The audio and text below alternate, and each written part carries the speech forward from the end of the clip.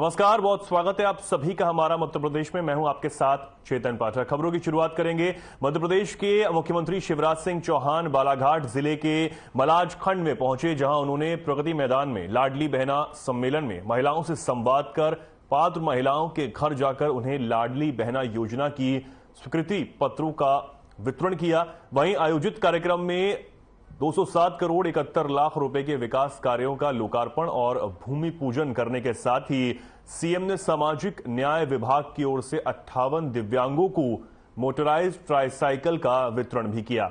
इसी के साथ उन्होंने 50% छूट वाले बस पास भी प्रदान किए।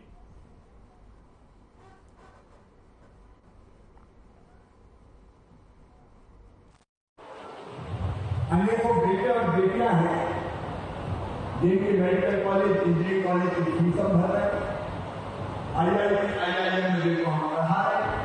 और अगर विदेश की अच्छी यूनिवर्सिटी में भी एडमिशन हो जाता है तो एक बेटा बेटी 20, 50, 60 लाख रुपया भी होती है, वो भी भरने का काम हो करते हैं। कारण ने सही कहा, क्योंकि हाँ अपने रास्ते में बाधा नहीं आने देगी। मामा काय के लिए है, तुम भी पढ़ो काजल, और बाकी बच्चों से भी कहते तेजी से पढ़ो और आगे बढ़ो। मामा तुम्हारे साथ है, भारतीय जनता पार्टी की सरकार तुम्हारे साथ है। काजल बहुत बहुत शुभकामनाएं, काफी बात खूब पढ़ो और बढ़ो।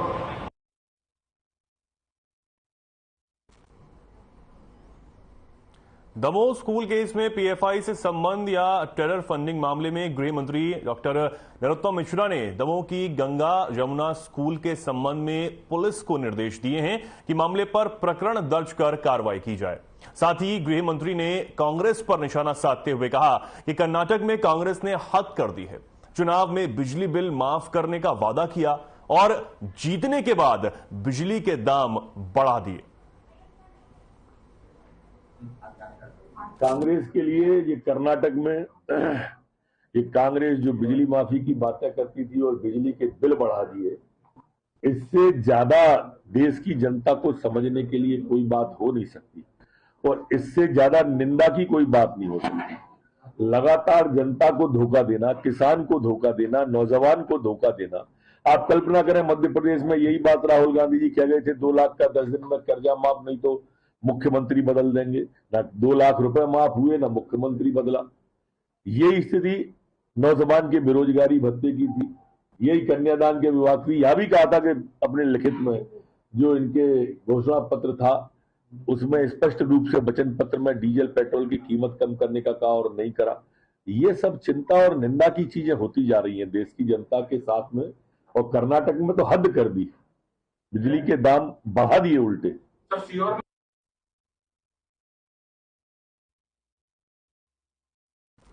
धार जिले के धर्मपुरी विधायक पांचवीलाल मेड़ा हमेशा राजनीतिक गलियारों में सुर्खियों में बने रहते हैं। मेड़ा आज अपनी क्षेत्र की समस्याओं को लेकर धार जिला मुख्यालय के कलेक्ट्रेट कार्यालय पहुंचे, जहां पर उन्होंने एक ज्ञापन अतिरिक्त कलेक्टर को सौंपा। ज्ञापन में धर्मपुरी विधानसभा क्षेत्र की 4 सड़कों, साथ ही ग्रामीण अंचल में पीने के पानी की समस्या और कबड्डी के खिलाड़ियों को मैट दिलवाने की बात कही गई है। धर्मपुरी विधायक इस बात को भी लेकर नाराज बने हुए हैं कि आज कलेक्ट्रेट कार्यालय में सीईओ से लेकर एक भी अधिकारी मौजूद नहीं था जो उनकी समस्या को सुन सके। पांचीलाल ने पत्रकारों को बताया कि मैंने इन सारी समस्याओं को लेकर विधानसभा में प्रश्न के माध्यम से इन्हें उठाया था। साथ ही धार जिला कलेक्टर को इस समस्या से अवगत करवा दिया गया है, लेकिन उन्होंने इस समस्या का कोई भी निदान आज तक नहीं किया।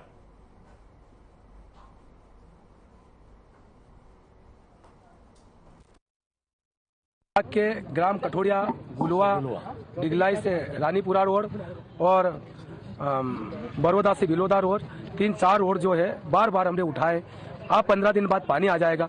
कठोरिया से गुलवा रोड इतना खराब है, वहाँ पे बच्चे स्टूडेंट आते हैं तो कपड़े ऊपर उठा के निकलना पड़ता बच्चों। इस प्रकार से समस्या को मैंने विधानसभा में भी उठाया, कलेक्टर साहब को भी लिखित में दिया, पिछली 7 तारीख को दिए के गया और इसकी आवश्यकता नहीं है। अभी पीएचई के द्वारा हमने हेड पंपों की मांग करी, मोटरों की मांग करी, पर अगर 5 मोटरों की मांग करते तो 1 मिलती है। बगड़ी गाँव में आज से भी वहाँ पर हमारे वरिष्ठ जन धरने पे बैठने की तैयारी कर रहे हैं। अगर 1-2 रोज में पानी की समस्या हल नहीं हुई तो गाँव में, पंचायतों में भी लोग धरने पर बैठेंगे और जनपद पंचायत नालसा में भी लोग धरने पर बैठने के लिए तैयार है। क्या लगता है कि धर्मपुरी में कांग्रेस का विधायक होने के कारण मेरी समस्या अगर विधानसभा में भी उठाता हूं तो हल नहीं होती है, क्योंकि इसके पहले कारम डूम के डूब प्रभावित लोग भी आज जंगलों में निवास।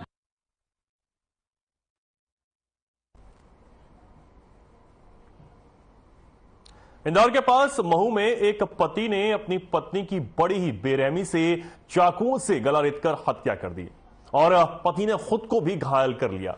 दोनों की 18 दिन पहले ही शादी हुई थी।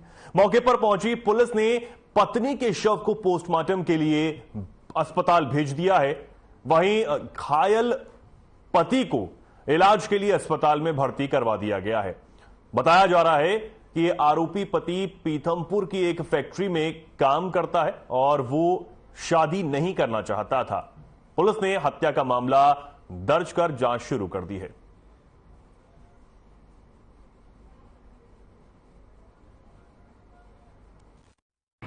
पुलिस के पास आज सुबह रिपोर्ट आई थी कि एक लड़की जिसका नाम अंजलि है और जो कि मात्र 22 साल की है, उसके पति ने उसको चाकू मार के हत्या की है, जिसमें पुलिस मौके पे पहुंची और मृतका को पीएम के लिए हॉस्पिटल पहुंचाया। जो आरोपी है उसमें प्रथम दृष्टया उसका पति ही है, परंतु उसने अपने आप को भी चोट लगाई है हाथ में और जिसके कारण वो भी अभी थोड़ा घायल था, उसको भी इलाज के लिए हॉस्पिटल पहुंचाया गया है। इनका जो शादी हुई थी 18 दिन पहले ही हुई थी। बताया जा रहा है कि जो लड़का है वो शादी नहीं करना चाहता था, परंतु इसका अंदरूनी कारण क्या है वो जब पूछताछ हो पाएगी लड़के से तभी पता लगेगा। पति क्या करता है, क्या काम करता है? पति जो इसका है पीतमपुर में एक फैक्ट्री में काम करता है। उसने अपने आप को भी घायल किया? जी, उसने अपने आप को भी घायल किया। उसने अपने हाथ पे भी चाकू मारा।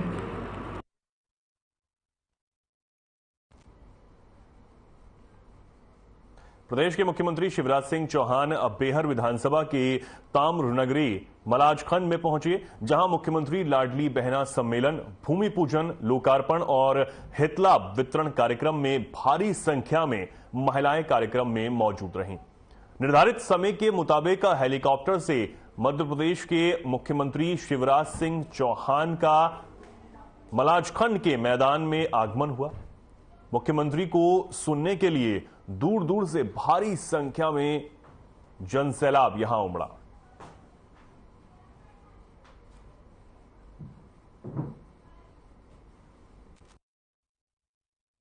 बेहर विधानसभा के ताम्रनगरी मलाजखंड में आज मध्य प्रदेश शासन के मुख्यमंत्री शिवराज सिंह चौहान का आगमन हुआ।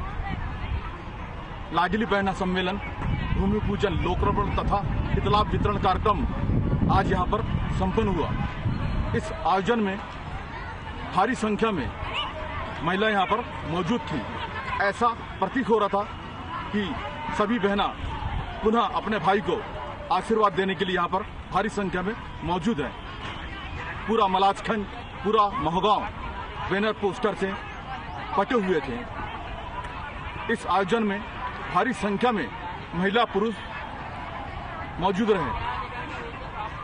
साधना प्लस न्यूज चैनल से कैमरामैन अजय के साथ देवदत्त धानेसर, बेहर। मंदसौर जिले के पिपलिया मंडी में प्रदेश के पूर्व मुख्यमंत्री और कांग्रेस के वरिष्ठ नेता कमलनाथ आम सभा को संबोधित करने पिपलिया मंडी पहुंचे। इस अवसर पर आसपास क्षेत्र के सभी कांग्रेसी कार्यकर्ता आम जनसभा में पहुंचे। इस दौरान पूर्व मुख्यमंत्री कमलनाथ ने कहा कि मंदसौर में 2016 में किसान आंदोलन के दौरान गोलियां चली थीं, जिसमें कुछ किसानों की मौत भी हो गई थी।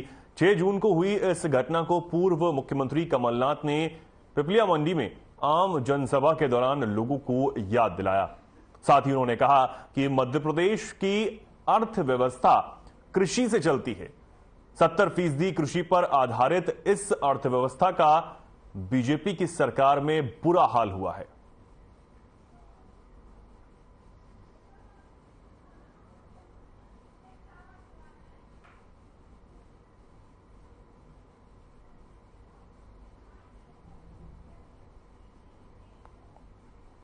जिले के मानपुर पुलिस ने 2 आरोपितों को गिरफ्तार कर उनके पास से 41 किलो गांजा जब्त किया है।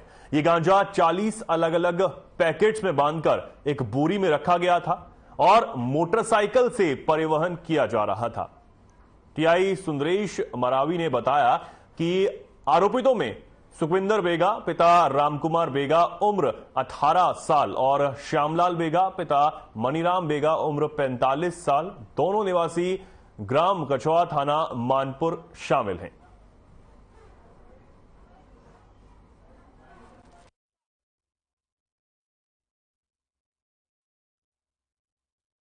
इससे हमको पता चला कि ग्राम कछुआ और दमना के बीच में 2 व्यक्ति गांजा लेकर आ रहे हैं। तो सूचना पर हमने घेराबंदी की। घेराबंदी में हमने 2 युवकों को गिरफ्तार किया, जिसके पास लगभग 40 किलो 960 ग्राम गांजा होना पाया गया। और इसमें अभी 2 आरोपी, उनसे पूछताछ पे 2 आरोपी और पता चले हैं, जो कि अभी अज्ञात, जो भी अभी गिरफ्तार होना शेष है।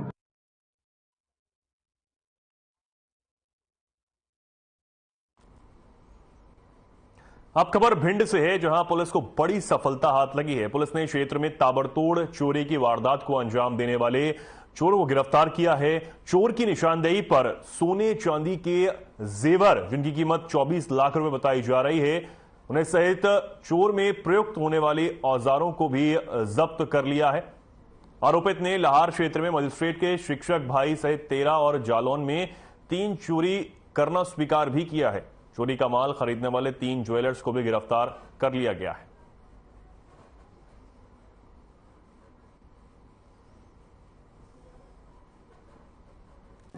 भिंड पुलिस को संपत्ति संबंधी अपराधियों के विरुद्ध चलाई जा रही मुहिम में एक उल्लेखनीय सफलता मिली है, जब लाहौर थाने की टीम को थाना प्रभारी वरुण तिवारी के निर्देशन में एक बड़े नकबजन को पकड़ने में सफलता मिली है, जिससे कुल 13 लाहौर थाने की नकबजनी की वारदातों का खुलासा हुआ है।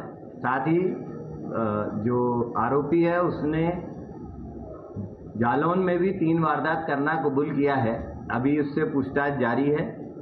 जो अभी तक माल जब्त हुआ है उसमें सोने चांदी के जेवर, जिसमें जो कुल कीमती करीब 24 लाख रुपए के जब्त हो चुके हैं।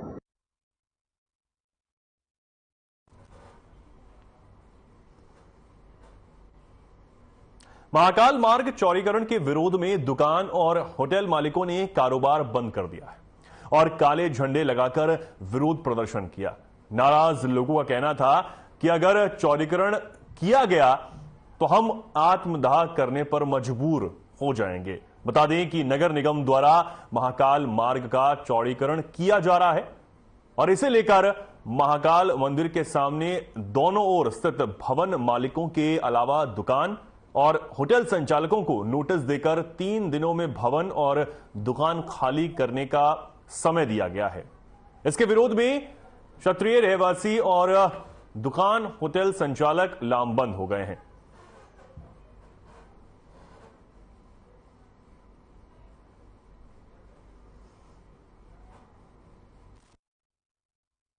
जी, ये जो हमें पिछले 3 दिन पहले नगर निगम से जो नोटिस मिले हैं घर खाली करने के 3 दिन के अंदर, हम उसके विरोध में, चौड़ीकरण के विरोध में हम आज यहाँ खड़े हुए हैं। काले झंडे घर घर हमने लगाए हैं। हमने हमारा पूरा कारोबार बंद करके आज सड़कों पर आए हैं। यहाँ पर करीब 100 घर हैं जो फ्रंट में है, 30 इधर तरफ है और इधर अपंग आश्रम को मिला के और आगे मिला के 10 घर इधर है। कुल मिला के इससे प्रभावित होने वाले लोग कम से कम 5000 लोग हैं।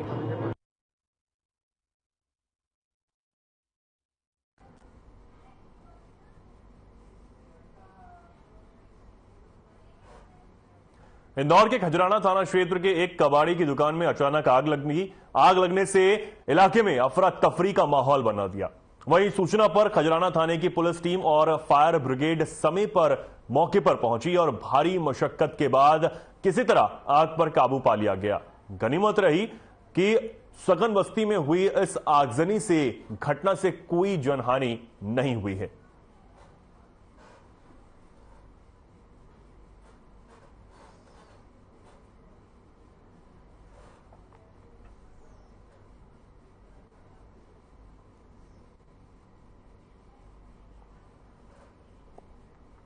सिंगरौली में सबसे बड़ी छापेमार कार्रवाई हुई है। 4 कोलियाड बरगावा, गोंदवाली, महेदिया और मोरवा में रेलवे रैंक से देश प्रदेश के कई पावर प्लांटों में कोयला भेजा जाता है और इस कोयले से बिजली तैयार की जाती है। पुलिस प्रशासन और जिला प्रशासन को शिकायत मिली थी कि कोयले में मिलावट का खेल लगातार किया जा रहा है और इसी को ध्यान में रखकर जिला प्रशासन और पुलिस प्रशासन की टीम ने 200 अधिकारियों की देर रात 10 बजे से सुबह के 3 बजे तक छापेमारी कार्रवाई की और सभी कोलियाड से सैंपल एकत्र कर एनसीएल की मदद से जांच के लिए भेज दिए गए। सैंपल की जांच रिपोर्ट आने पर ही आगे की कार्रवाई की जाएगी।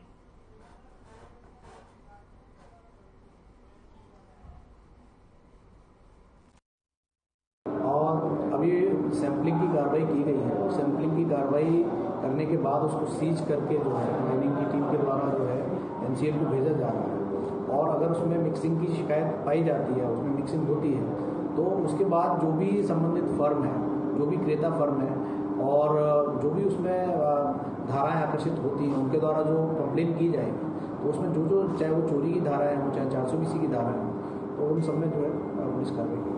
और जैसा कि हम लोगों ने बताया कि इसमें जो 11 तारीख को मीटिंग हुई थी, उस मीटिंग के बाद जो है सभी संबंधित स्टेक होल्डर्स को निर्देश दिया गया था कि इस प्रकार की शिकायतें मिल रही, इस पर एक्शन लें। देखिए उसमें क्या था कि शिकायतें मिल रही थी, थोड़ा सा गंभीर शिकायतें मिल रही थी कि इसमें मिक्सिंग की कार्रवाई हो रही है। तो इस संबंध में प्रशासन के अधिकारी, पुलिस के अधिकारी और हमारे माइनिंग डिपार्टमेंट के अधिकारियों ने संयुक्त रूप से यहाँ जो 4 कोल की इनके साइट्स हैं, साइटिंग्स पे संयुक्त कार्रवाई को छापेमार कार्रवाई की, तो उसमें सैंपलिंग की गई। सैंपल के जब रिजल्ट आ जाएंगे तभी उसमें कुछ स्पष्ट रूप से कहा जाएगा। सैंपलिंग समुचित संख्या में मात्रा में लेंगे। अब खबर शिवपुरी से है, जहां ग्राम हनुमान खेड़ा में रहने वाले रतिराम लोधी पिता हरनाम लोधी उम्र 32 साल जिला अस्पताल में भर्ती करवाए गए, जहां पर उनके साथी संजीव लोधी ने जानकारी देते हुए बताया कि वो छत तोड़ने के लिए मजदूरी से पिछौर थाना क्षेत्र के ग्राम नान में गए हुए थे, जहां पर टंकी तोड़ते समय छत अचानक से धसक गई, जिसमें से रतिराम लोधी उसमें दब गए और घायल हो गए, जिसके बाद वो उसको पिछौर स्वास्थ्य केंद्र लेकर गए, जहां पर उनकी हालत गंभीर को देखते हुए जिला अस्पताल रेफर कर दिया गया है। वहीं जिला अस्पताल में रतिराम को डॉक्टरों ने मृत घोषित कर दिया।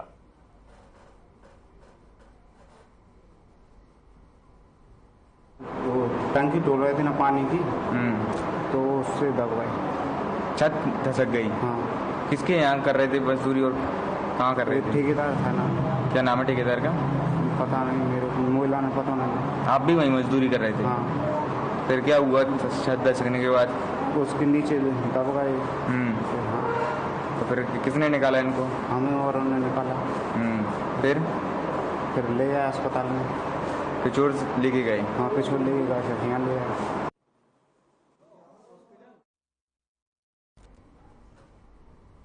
सीहोर जिले के ग्राम मुंगावली में सृष्टि नाम की एक 2.5 साल की बच्ची 100 फीट गहरे बोरवेल में जा गिरी। मामले की जानकारी मिलते ही जिला प्रशासन ने रेस्क्यू ऑपरेशन शुरू कर दिया। वहीं एनडीआरएफ की टीम तुरंत घटनास्थल पर पहुंच गई और सृष्टि को बोरवेल से बाहर निकालने की कार्रवाई शुरू कर दी गई। रेस्क्यू का काम अभी भी जारी है। प्रभारी कलेक्टर एसपी डीआईजी घटनास्थल पर मौजूद हैं। इस घटना पर सीधे मुख्यमंत्री कार्यालय से जिला प्रशासन से संपर्क में है और मुख्यमंत्री पल पल की जानकारी खुद ले रहे हैं। वहीं घटनास्थल पर जिले के सभी जनप्रतिनिधि भी उपस्थित हैं।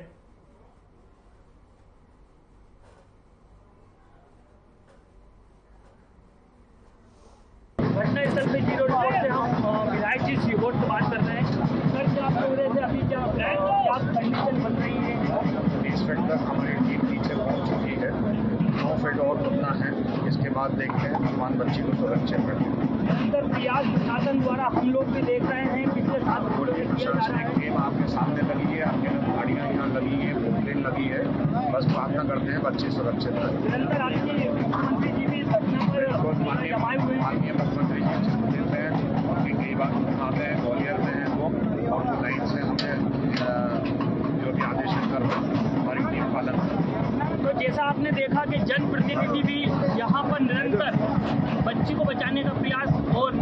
प्रशासन ये प्रयास कर रहा है जो पिछले 7 घंटों से यहाँ निरंतर बच्ची को बचाने के लिए किया जा रहा है। मैं साधना प्लस न्यूज से सुनील शर्मा, सीहोर जिले से पूरे देश में अपना नाम रोशन करने वाली मेरा जी परमार पर्वत आरोही भी जो अभी फिलहाल कांग्रेस में शामिल हुई है वो भी घटना स्थल पर पहुंची। हम उनसे जानकारी लेंगे। आप ये घटना का किसको बोलते हैं?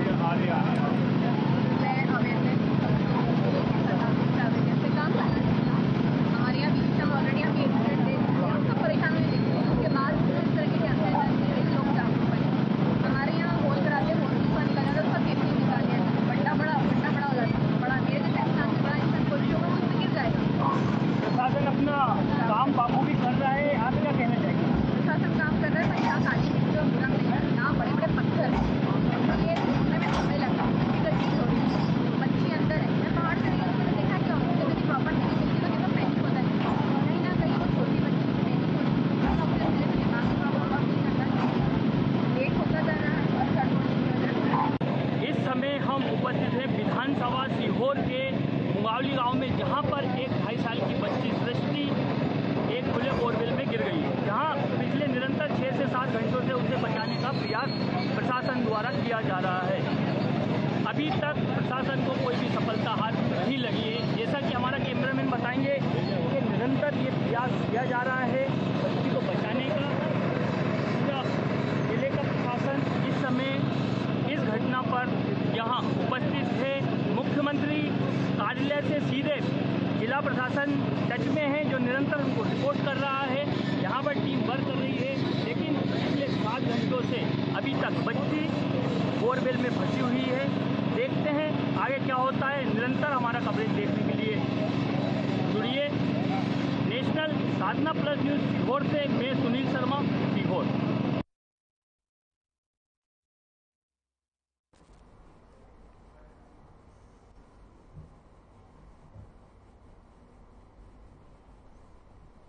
फिलहाल के लिए खबरों में इतना ही। नमस्कार।